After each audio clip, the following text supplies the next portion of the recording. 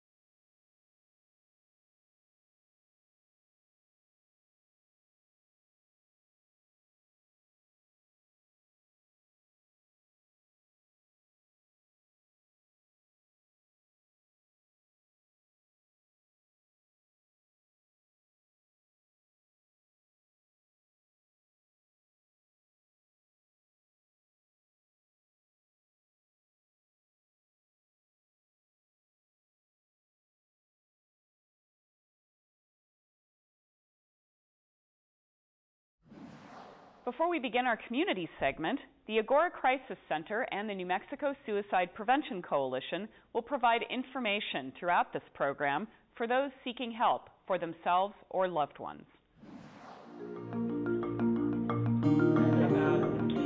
I wanted to come here to talk about suicide today, to make people aware and to make people know that people really do go through it and it's a real issue and it needs to be dealt with.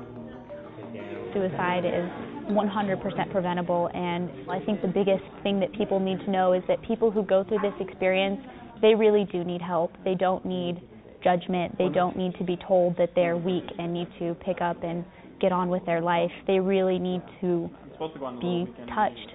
They need to be reached out to. One of the real significant things we need to look at is kids who are feeling suicidal feel like they can't talk to anybody because they will be disapproved of and not understood, and so it's the isolation that has them continue to think about it or even begin acting on it. I think what's important for parents to know in situations like this is that it actually is very important to take their children's symptoms seriously. If their child is spending more time alone, seems to be sadder, more isolated, even more irritable, it's very important to break through the stigma and ask for some help or ask for some support to try to figure out what might be going on. Depression is the leading cause of disability worldwide, and in New Mexico, this is one of the leading causes of adolescent death, and it's very important that we intervene early and get support for our kids. Hello, I'm Jeremy Jaramillo of the Agora Crisis Center. The next time you, a family member, friend, coworker, or classmate needs help, you have somewhere to go. Please save the phone number and website for Agora. From everyday stress to more serious issues, Agora will listen. Agora also offers free referrals and educational presentations. Call us at 505-277-3013, toll free at 1-866-HELP-1NM, or chat with us online at agoracares.org. I want to start out our conversation about this very difficult topic with several people who are here who have had personal experience. Talk about why you had reached a point where that seemed like your only option. I was in a place where I felt that things just could not get better. And it was not just one section of my life, it felt like all sections of my life. I had gone through a bad breakup from an abusive relationship, so I thought I was going to be forever alone. I was failing my classes because I was so depressed, so I thought that I was never going to be able to get out of that and succeed. I was having family troubles because I was distancing myself from them and we didn't have a very strong relationship. So I felt completely isolated, and you know, it was to the point where I was so depressed I couldn't wake up and go to my classes in the morning, and which would lead to a slipping of my grades. I couldn't go to work. My job performance suffered. I didn't want to talk to my friends because they were so sick of being in an environment where my attitude was just always negative, and I had gotten to a point where I thought that this is the only option because it can't get better. What could I possibly do? What option is there for me that could get me out of this, that could pull me out of this hole? Crystal, was it similar for you? Were you feeling overwhelmed? I felt like I had to be perfect. Like I held myself up to an expectation that said I had to get straight A's and I had to play all the sports and I had to take care of everything at home. My home life was absolutely like horrible. I couldn't deal with it alone, let alone going to school, taking college classes on top of high school. And so I just felt like opting out, just finding a way to eliminate myself would be better than having to stop and say, look, I need help and I need to slow down and stop doing all of these things at once. Sabrina and Julie, you have also been there. Looking back now from a greater distance, can you bring any perspective to maybe what could have helped you?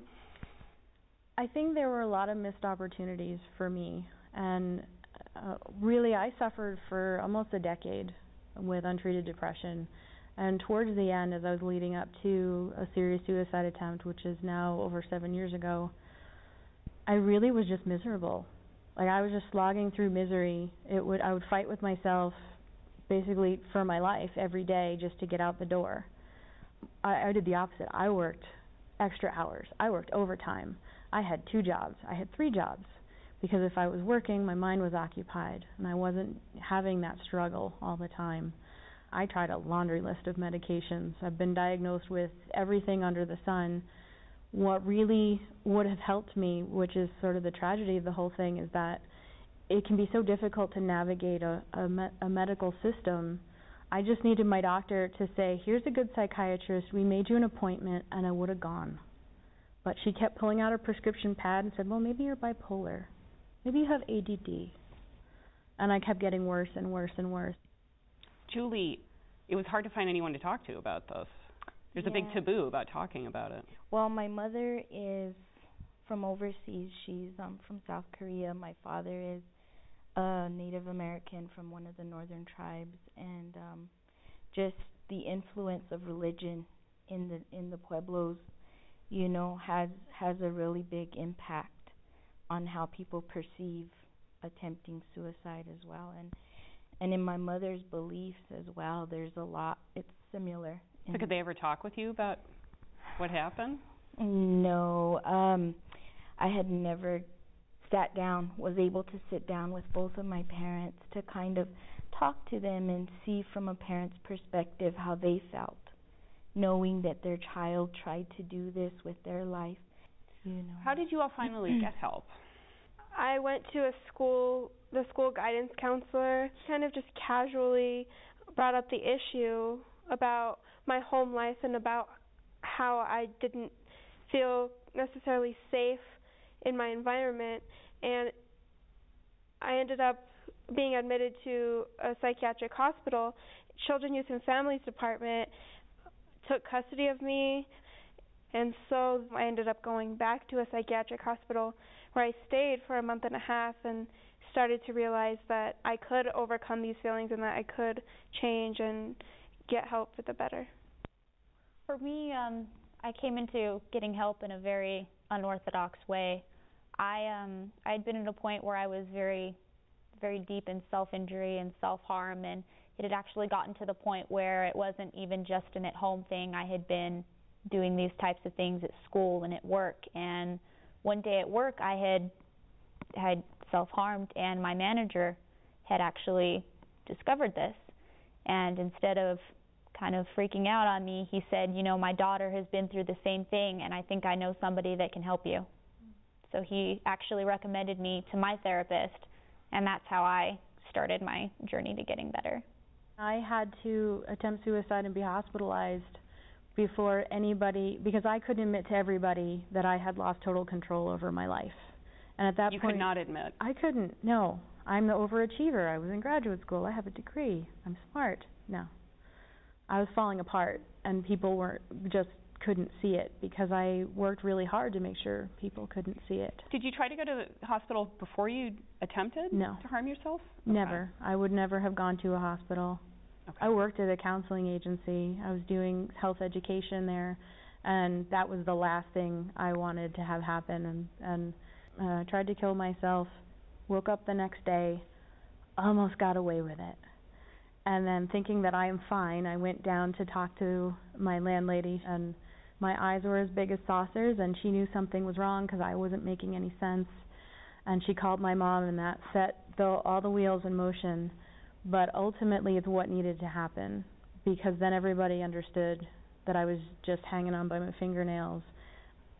I've heard stories from other people I've talked to said they tried to go get help, and they weren't taken seriously or admitted until they went and harmed themselves.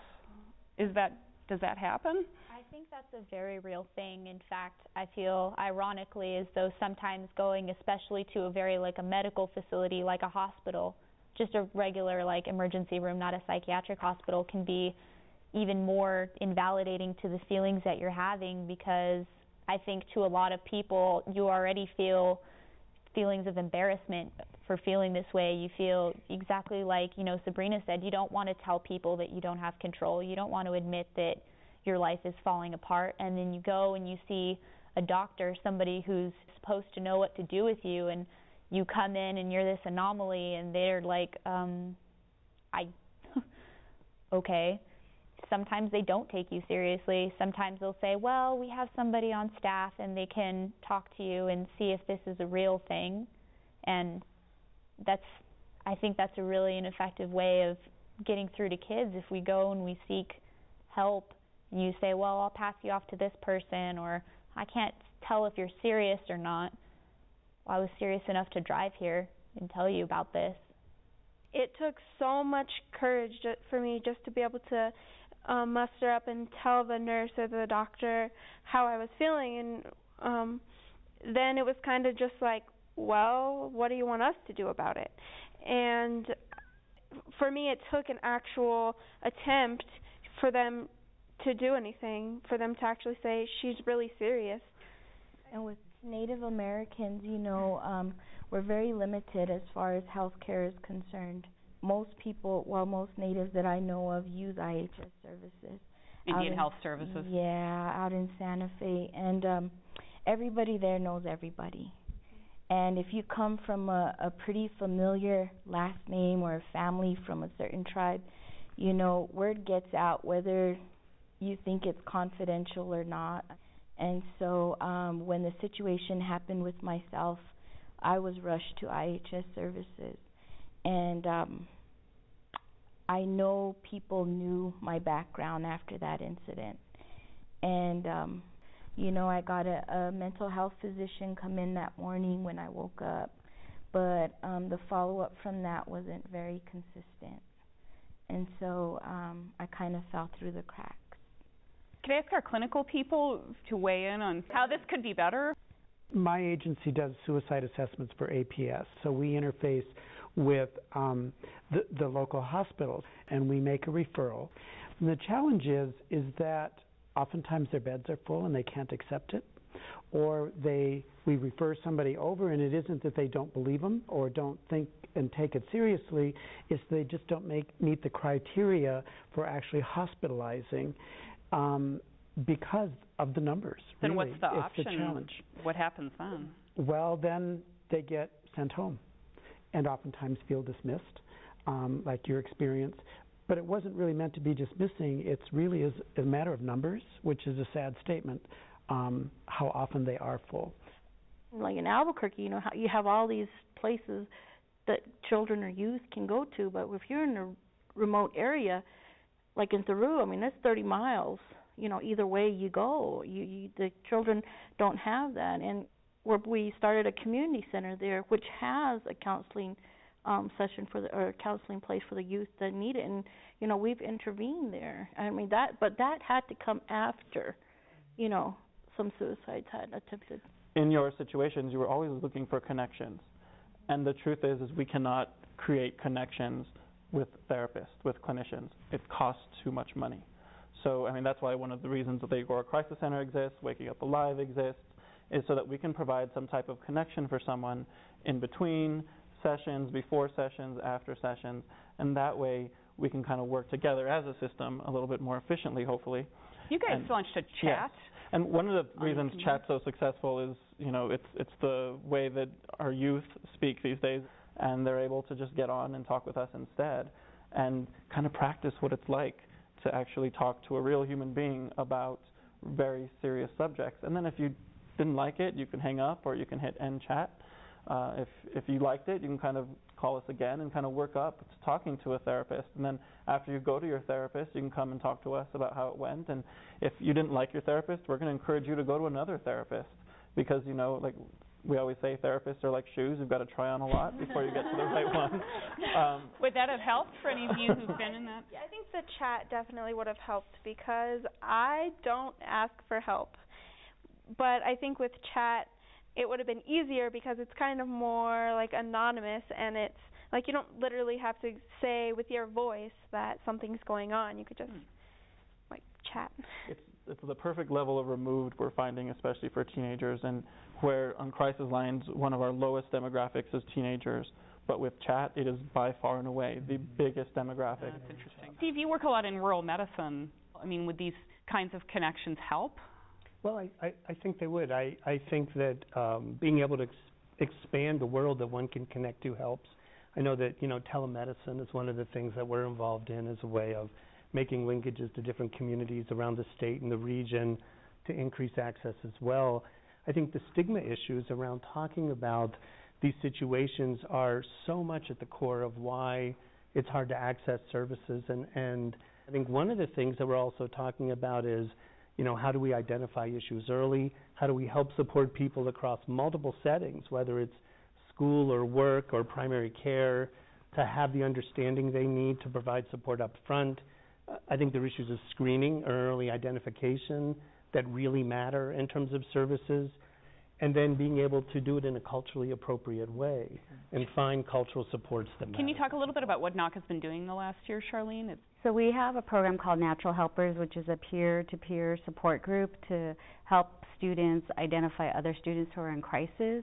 They're not necessarily trained counselors, but what we're finding at NACA is the students nominate their peer to be a natural helper. So they're the ones in control of who they're going to nominate and who they trust, and then they go through retreat, a training, enhance some of their communication, listening skills, but they're told to refer to student support or the counseling center.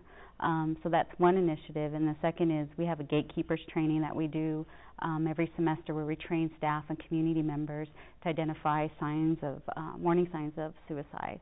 So that way everybody's informed and that it reduces the stigma, as Steve was saying. Part of the story in Peru is that the whole community recognized there was a problem and they needed to work together.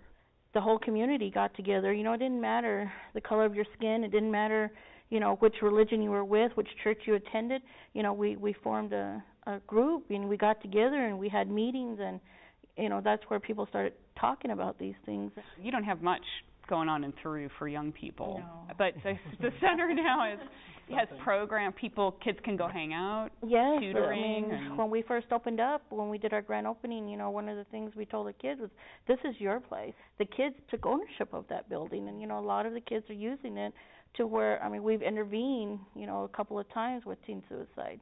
And it's just, you're able to prevent. They have karate there to keep the kids going, motivated. We have counselor sessions. So, this is the impact of where kids can go to get help and receive help, just to talk. There's an integrativeness there that you're talking about, because they're connecting with other people, they're getting some professional help, they're connecting with peers, which is really important, but they also have adults. So they become part of a community, so there becomes more of a relational health, which really reduces that sense of disconnect and isolation, and that's a huge preventative. And also your community really became aware because of suicides, and it became much more acceptable. So like even with APS, a few years ago we got less than 100 referrals a year. Now we get more than 800 a year. And that's not because they're needlessly referring, it's because kids know there's a place to go and they'll get responded to, rather than going in and kind of feeling like nobody really heard it. I was going to ask, Bryce, is the treatment you guys use at Hogares, which is this dialectic behavioral therapy, does it incorporate some elements of this? Dialectical behavioral therapy is based on a couple of core principles, mindfulness being one of them. And then the dialectics, just understanding that the black and white thinking, that this is either my only option or, there's no option, are some of the things that we address through things like cognitive behavioral, so sort of changing the way that you're behaving by how you're thinking. And then it's very skill-based, so we take the deficits that exist in being able to regulate oneself emotionally, tolerate distress, have good, healthy relationships, the interpersonal effectiveness. So it's not about unpacking the trauma in here, tell me all the bad stuff. It's really about shoring the person up with enough skills to be able to get through what we would consider to be the life-interfering stage. Would this all help to train more people to recognize or reframe, especially in schools when kids are going through crisis, but it gets called acting out? Oftentimes, very young people get diagnosed with things like oppositional defiant disorder and ADHD and even bipolar, and yet really the cause of it, the symptoms look like that, but the cause is trauma, and that's something we really need to know more about and tune into. One of the things I always try to emphasize is that I would like people to erase the phrase I think they're looking for attention from their vocabulary forever. If they're being manipulative, if a young person's only way to get your attention is to say, I'm going to kill myself, they need the attention. Give it to them. And I don't care if it's the first time or the 100th time, they're still saying it because they're still feeling it. If we're going to look at what we need to do then and what help people get what they need, what would you say could help? I think what's hard is we all work in silos, and so if we could come together on a day and collaborate and share what we're all doing, we would be stronger and more powerful to make a difference. And I think the biggest piece is doing the education with the parents. I mean, I think sometimes we separate in behavioral health the child and the parent. We're only going to provide behavioral health to the child. That does not work. You have to provide it to the entire family. And so I know one thing we do at NOC and some other schools is we have family nights. So that's a way to kind of stigmatize talking about suicide, talking even about depression and alcohol use, alcohol abuse. To destigmatize it. One of the things that people don't often realize is that irritability is a core symptom of being depressed. When you are hopeless and don't feel good, you don't respond well to other people, and little things set your fuse off in a way they otherwise might not do. And so you might be that middle school student who gets in a fight for the very first time, maybe because you're depressed, or maybe because something happened at home. And we generally have these policies around suspension, expulsion, where we don't often have the time to say, hey, why did you do that? And so part of the issue becomes, how do we support our schools to have the time to ask those questions, to have the resources for the schools to be able to link people to and families for those supports. And then again, that screening and early detection becomes an important piece. But I think one of the underlying issues is sort of a culturally competent behavioral health workforce. But I think the stigma issues around mental health make it hard to talk about mental health supports in the same way, and it's something we need to change. Even just coming here, my mind started wondering, am I going to notify my family because this has never been a discussion? Is my employer, because I work in the field of human services for one of the tribes, are they going to retaliate and maybe find some reason to say I'm unstable at this point once I've, disclosed that this is a part of who I am, this is part of where I came from? And so, because of the stigma issue, because that's how far back we still are. Well, and I think one of the points for us is, sometimes when I give talks about this issue, we can say, how many people here have diabetes, or how many people have high blood pressure? We're not allowed to say how many people here have a mental health issue. But if we could, everyone would raise their hand, or if we said in your family, all of our families have mental health issues, whether it's a direct relative or someone just one generation away, we all have those issues. We still don't talk about it. And our people with mental health issues, our families, are going untreated because we don't want to talk about it. I think something that supports that I want to point out is, again, my point of reference is the Albuquerque schools. In the last many years, there's been several suicides. Of those youth that actually completed a suicide, none of them were seen prior to their suicide.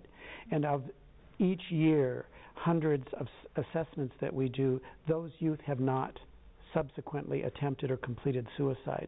So the fact that they were responded to, they were heard probably at an earlier time, I think is really, really important for leaders to hear.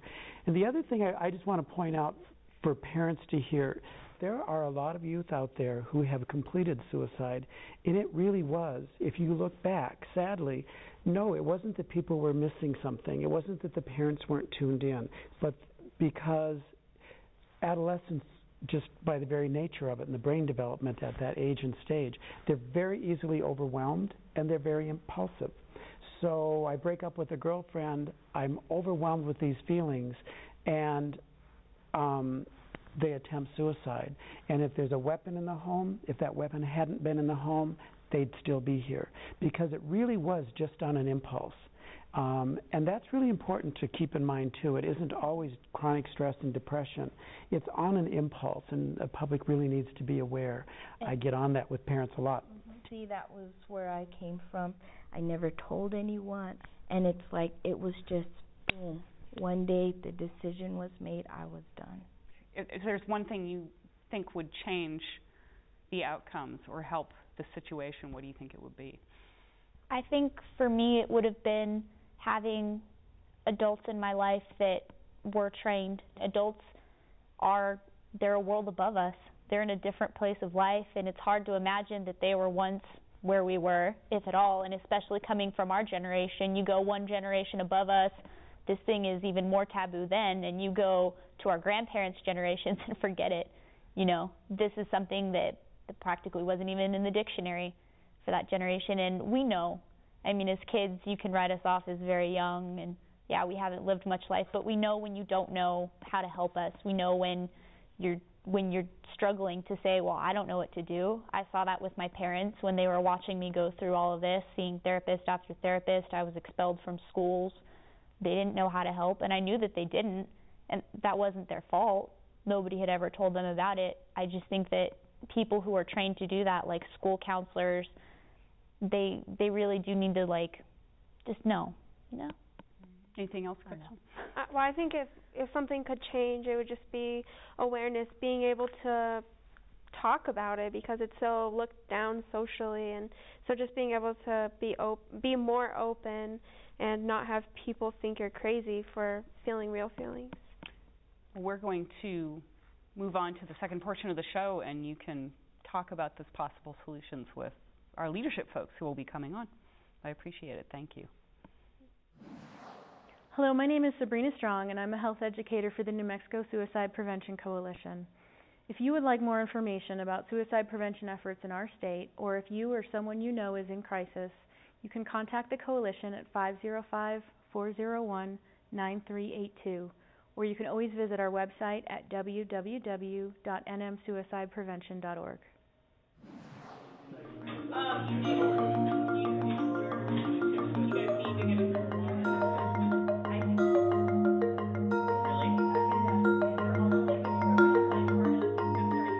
Secretary Torres, our youth suicide rate continues to be quite high. Is that still true? Have we made any headway? I think we made a little bit of headway. You know, we in 2008 were third in the nation, and now we're seventh.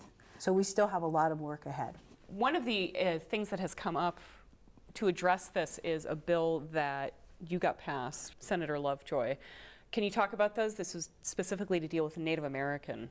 The whole attempt for a clearinghouse was the fact that when all the suicide numbers arose in these remote areas, it showed that the agencies who came together were really not sharing their data and their information. Everybody was very territorial. And so I think the idea of clearinghouse was to bring about some function that would show some transparency to guide all of the tribes. A lot of Native communities are relatively remote and isolated. There aren't a lot of services available, and there isn't a lot of technical assistance. Some of you mentioned that there's a number of prevention programs, but they may not have been evaluated or evidence-based. Increasingly, it's more difficult to access funding to implement programs unless they've been evaluated. So the purpose of the clearinghouse, which we're calling honoringnativelife.org, is to provide technical assistance and support to Native communities to respond in the event of a crisis, to provide support to families and communities in the event that something occurs, and then also to provide pretty robust technical assistance if they wish to write grants or evaluate programs. But they also could call the center and get technical assistance to do, sometimes they need help developing a crisis response team, developing post-vention plans. A critical need is handling the media when an event occurs, because if the media is not handled appropriately, that can actually lead to additional incidents and what we call contagion. This becomes a place where those linkages can take place in a supportive way to whatever degrees tribes would like that support around their decisions about intervening.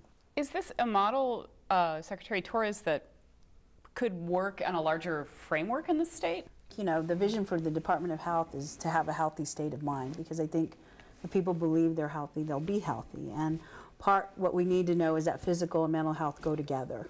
And what's really key to me in the time that I'm going to be Secretary of Health is to really have a place where there's just one number. People really need to have somewhere where someone talks to them, but then there's intervention and then there's follow through. One of the things that the Native Americans have really focused on is on purpose of life and identity, because what we see in youth is a sense of hopelessness, and once they reach that, I think it's really hard to bring them back. So I think these efforts have made a big difference and something I want to see statewide.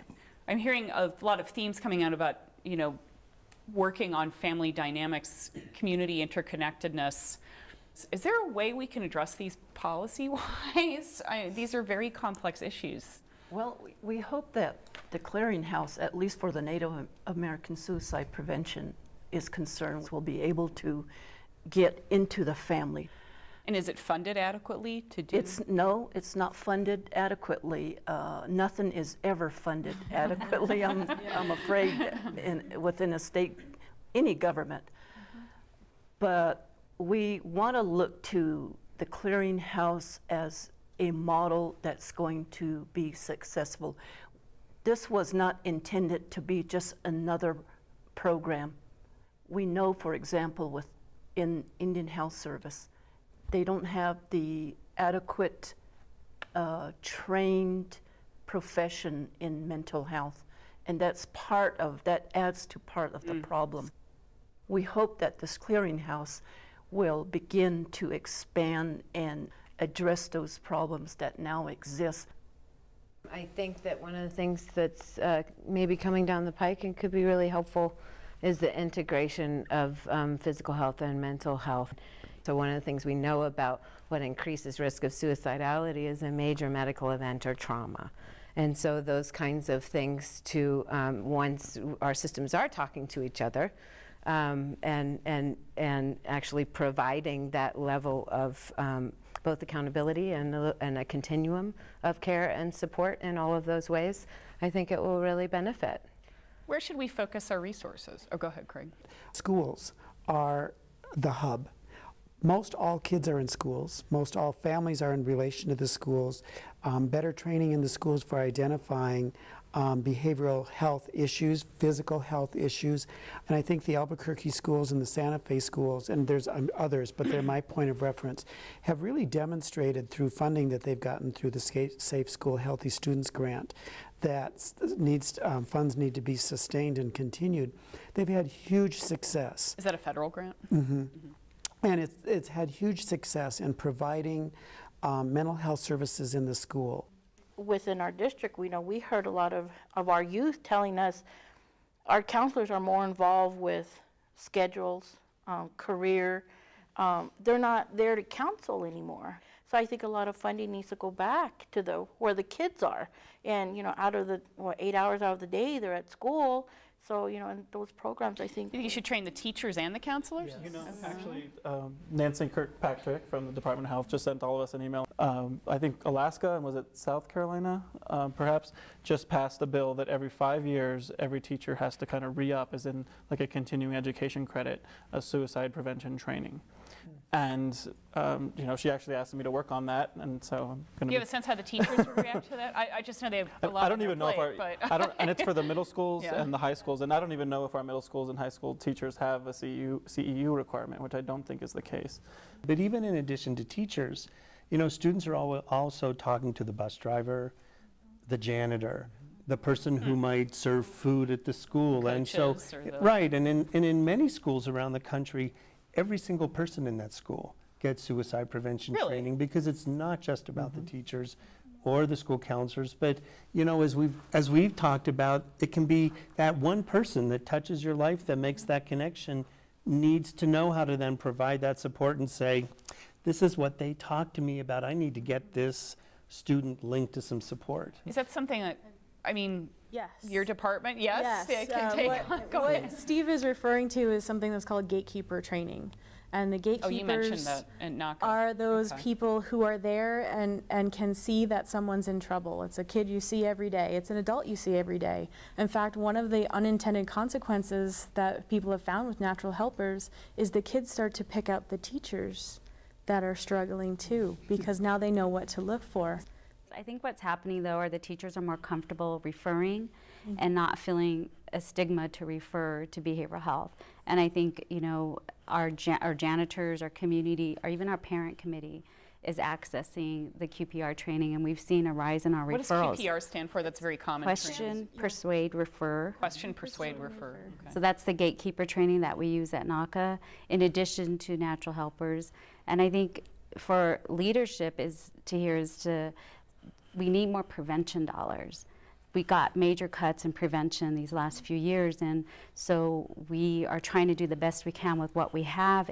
And so we're really hitting our 6th, 7th, and 8th graders hard with life skills and trying to get them acquainted with signs of depression, of alcohol use, cigarette, but also building in the resiliency component, because we always try to make sure there's a cultural competency piece, because we're at the Native American Community Academy. We want to make sure we have our cultural core values infused in the curriculum.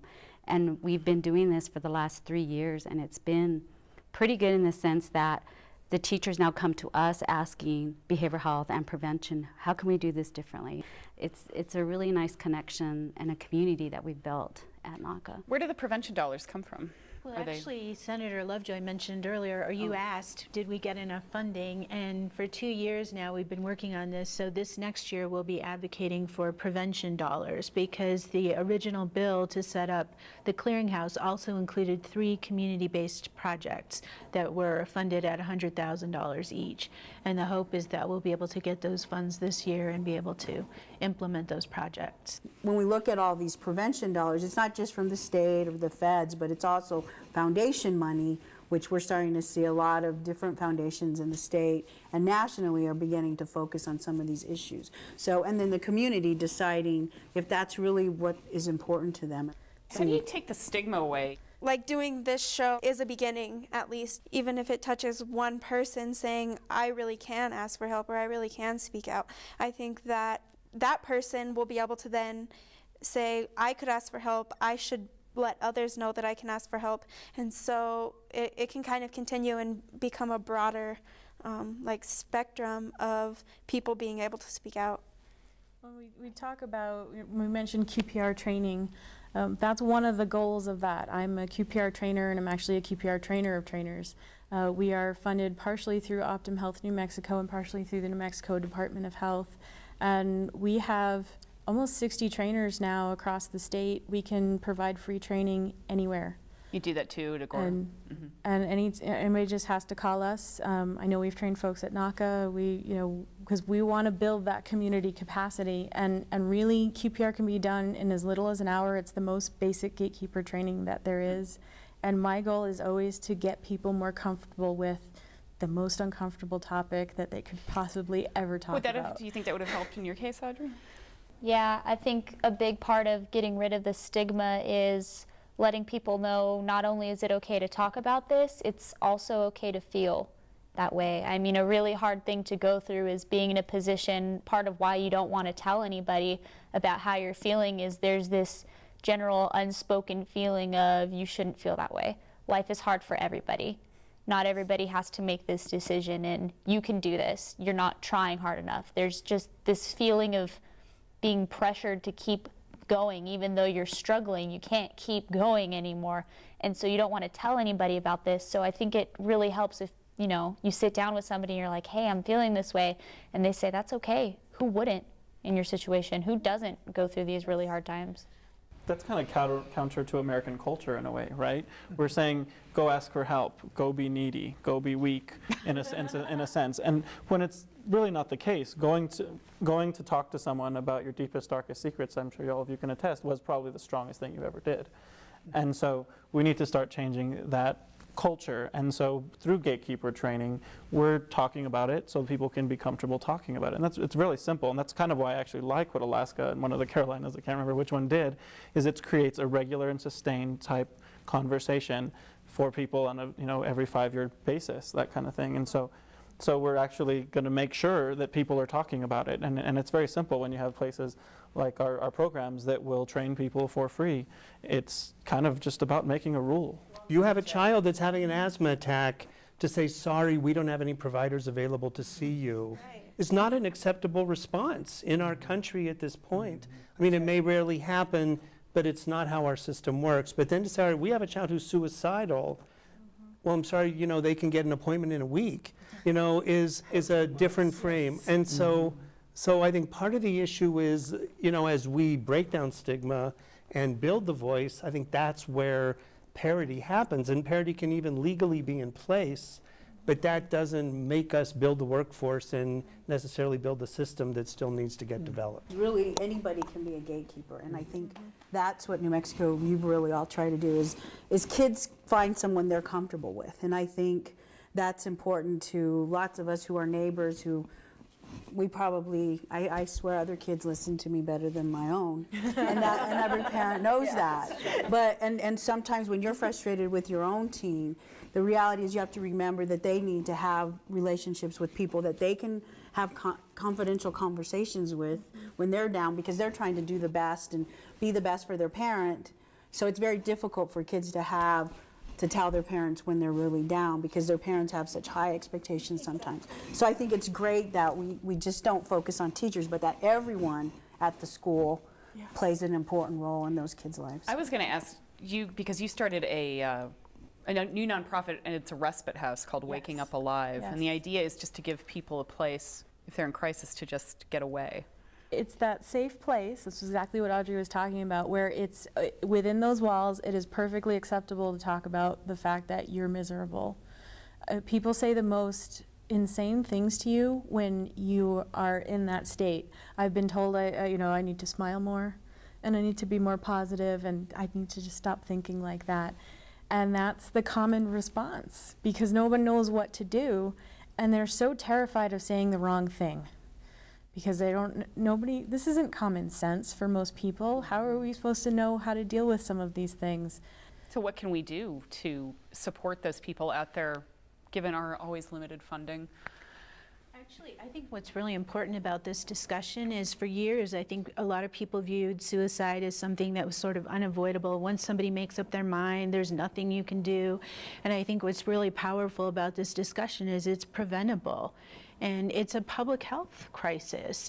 And knowing that it's a preventable, needless tragedy is so huge. I think one of the things that you see when you do QPR trainings or any other types of trainings that we offer is you kind of see people kind of light up and I can do something. Empower them that it is or empower them to understand that it is preventable. That's a pretty amazing thing. But the truth is, and from our perspective at a crisis center, you know, there's too many gaps. And right now a crisis center is a difficult thing. Steve and I talk a lot about this, and we say, how can we prove that crisis centers work? And so we need gap fillers, probably something like crisis centers that can help people when they can't find anyone else to talk to. But we need to put some evaluation dollars there. We need some focus on, you know, what can we do for those people that can't get into a bed? I think what's hard is getting everyone to understand that it's not just certain people's problem. I think, like you bring up, everyone has a point in their life when they're really down, but a lot of people have a lot of people around them to bring them up. And when we have people who reach that point where they think there is no one around, and that's where we see the gaps. Because I think having crisis lines, even though you say, how do we, I mean, some kids just need to talk to somebody, and they need somebody that's not going to Facebook it or Twitter it, but and they still need human contact, which the phone line helps, but they really do need to just sit with somebody that hugs them and say, it's okay, it's not the end of the world. So how do we do that? Right. How do we provide it? At the same time, you know, we're also in many cases dealing with serious mental health issues. And I think we also can't ignore that fact, at least in some situations. So part of it is, you know, we're comfortable doing hearing and vision screening, but you know, we're not in a world where we can do screening for mental health issues in early ages, in elementary schools. We're able to build them into school-based programs, maybe sometimes in middle and high schools. One of the issues is, well, we don't want to screen because what do we do with the results? So part of the issue is being able to ask the question and then being able to support our providers in learning what to do with the answers. And so part of it continues to be education of primary care, school people, and then being able to develop sort of those linkages. I think that the paradigm shift about validation, which is what Audrey was talking about, and what you guys were talking about in terms of that this is as hard as it gets for me. Okay, let's just pause here and let's stop and let's check my anxiety and my fear about being a provider and what to do and having to call LCA and write an incident report, and let's just, hold the space for this kid. And I think that kind of paradigm shift, both about substance abuse and dependence on mental health issues, really, really needs to happen. Would it take like regulation or rules saying you have to screen for this in schools, or is it teaching doctors when you're checking their tonsils, by the way? It's all of the above. The U.S. Preventative Task Force does now recommend screening for depression, from ages 12 through 18. Okay. And, they recommend a lot of screenings, but I think this potentially is a really, critical one to be thinking about. And within that framework, providing the support, I think, for family practice and other, and other primary care folks to have the linkages around that, and the behavioral health support still remain critical. Can you do that on a state level, or does that require? Well, it's a hard thing to answer, really, because it's all of the above. It's legislature providing legislation that will provide money for things. Education, whether it's for the providers, educators, or behavioral health providers, it's that. But somebody said earlier, it's everybody's problem. Who said that? I think Secretary Torres did. Yeah, and that's well said. It is everybody's problem because this is an issue that goes across every line, whether it's socioeconomic, from the lowest income families with the greatest chronic stressors as a result of that, to the highest income families and the kinds of stressors that are different. But kids are as suicidal in the high economics as they are in the low economics. Kids with serious emotional behavioral problems, to kids really without many serious behavioral mental health problems, but in that moment in criticalness, like I mentioned earlier, they're going to be acute and act on it. So it just goes across all those spectrums. It's hard to know what to do.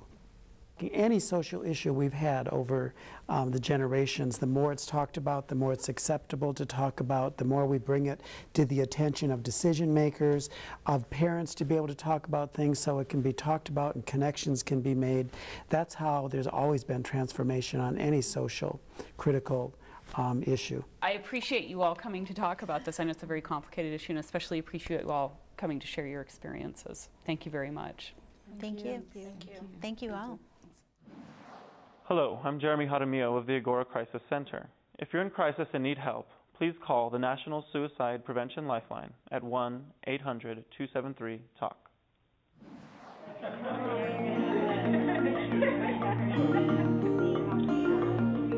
The discussion today was great because I think we're starting to finally look at this issue broadly. Everyone is affected by this issue. I'm really glad that they brought up that, mental health and physical health have to be addressed as one unit. And I'm grateful to hear that they're making laws that are helping this. I was so happy to hear that part of what we want to do in this state is to get teachers, people in schools trained to know what to do in these kinds of situations. Nothing could be more helpful. I think in this state, really, we need to be creative about how we use our resources because everybody is so spread out, because we just don't have a lot of funding to go around. We have to utilize technology. We have to look everywhere for money, federal grants, state grants, private foundations, and learn how we can work together so that we're not duplicating our efforts. We all want to belong to something. We all want to fit in. And suicide is the absence of that feeling. And so showing people we care, listening to them, being there for them, that's how an everyday person on an everyday basis can prevent suicide. Not only that, but let's get them some training as well. Not everybody wants to go shout this on the rooftops, but for those of us who are brave, we know we're speaking for a whole bunch of people that you will never see, who will never say one word about what they went through. But it helps to have somebody up front who says, yeah, I went through this, I came out the other side, and if you're having a problem, you can come talk to me. If I was to say something to somebody having a hard time who is going through the same feelings, the same types of experiences, it's not hopeless. Things get better. It just takes one person to change your entire perspective, and there's the potential for change, and it is 100% attainable. Join us for Public Square on the last Thursday of every month. To participate in Public Square, or for more information, go to our website, newmexicopbs.org. Look for Public Square under Local Productions. Here you can find resource links and give us feedback. You can also suggest topics for future shows. Also, look for us on Facebook and Twitter. Thank you for watching.